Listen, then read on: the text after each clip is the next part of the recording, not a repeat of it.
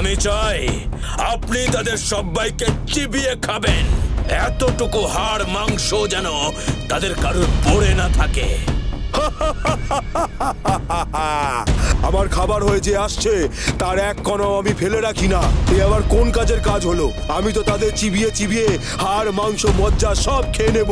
তাই যেন হয়, আর তা যদি করতে পারেন তাহলে আপনি চাইলেই আপনার সামনে এইসব জীব জন্তু পশু মানুষ প্রতিদিন হাজির করব।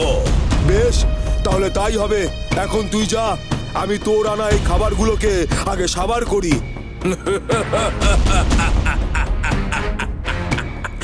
এবার দেখি ভোলা, তুই নিজে যখন এই জালে জড়িয়েছিস, এই জাল থেকে তোকে কে বাঁচায়? আজ এই গিরিদানবের খাদ্য হয়ে তোকে আর তোর ওই বন্ধুদেরকে তাদের জীবন শেষ করতে হবে।